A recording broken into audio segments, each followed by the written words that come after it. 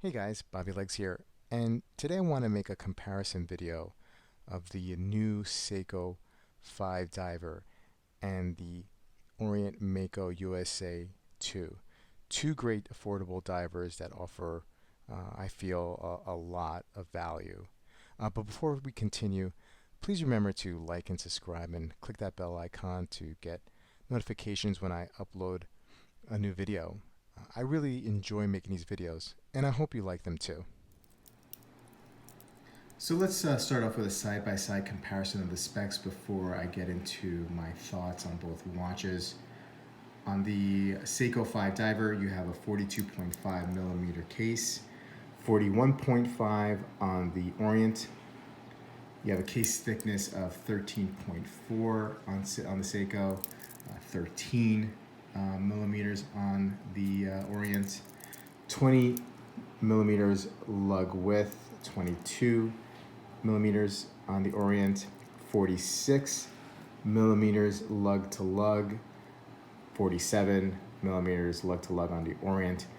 So watches probably wear, they wear both pretty closely to the same comfort level on my 6 3/4 inch wrists. You have a Hardlex, proprietary Hardlex crystal on the Seiko, sapphire crystal on the Orient. Both movements are hacking and hand wind, and they feature a day and a date window, which is nice. 100-meter water resistance on the Seiko. Lack of a screw down crown. Screw down crown here, and it bumps up the water resistance on the Orient to 200 millimeters. Both clasps are stamped. They're very, very similar, almost identical. Equally comfortable, surprisingly, for this price range. So I can't complain. I know for the Seiko SKXs, I know it's technically a different model. Some of the Jubilee bracelet, from what I understand, was felt a little bit cheap, albeit somewhat comfortable, even though it pulled some hairs, but you're gonna get some of that with some Jubilee bracelets, I guess, that are not in the real high range of quality. What else can be said here? The price point. So right now at Nomon Watches, you can get this Seiko 5 Diver for $330. I'm sure there's other places you can go. The the non-JDM version can be purchased somewhere in the 240s or 250s online. I've seen as low as 228 a couple of weeks ago. So there's that. There is a little bit of a premium for the JDM. Perhaps maybe the quality control is a little bit better.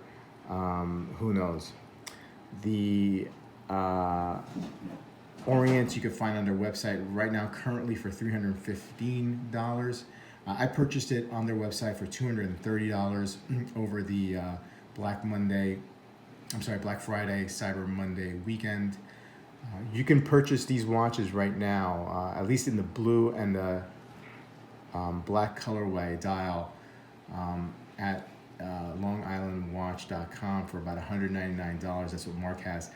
Mark also has the white dial version listed for $199, but it's out of stock. And I have a feeling that these fly off the handle pretty quickly, fly off the shelf, fairly quickly. So it may be tough to get.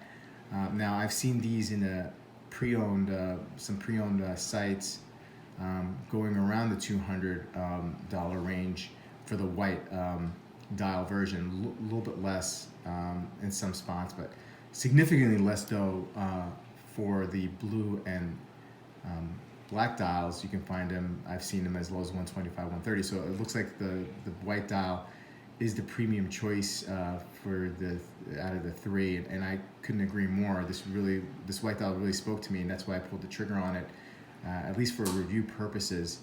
Don't know if I'm going to keep it in my collection, but it's a pretty good looking watch. The Seiko 5 Divers have so many different colorways and choices, which is great. One thing I'd like to add about the Seiko 5 Diver, it does have a display case back, which is nice. Anyway, for my thoughts on that, you could see my review on it. So let's get to my thoughts.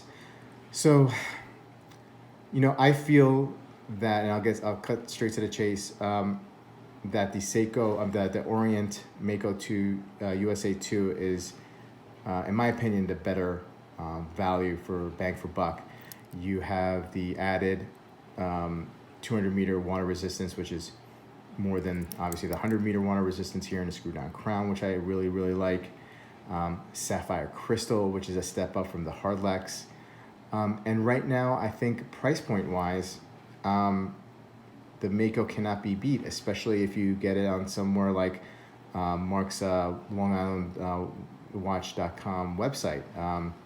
Significantly less than the JDM, the Japanese version of the Seiko 5 diver.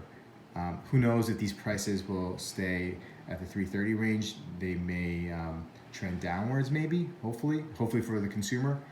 But right now, if I can get this for $199, let's say in a blue, and this in a blue dial for $330, well, I'm going to go with this one all day, just because really, they're very similar watches, except for a couple of important details for me anyway.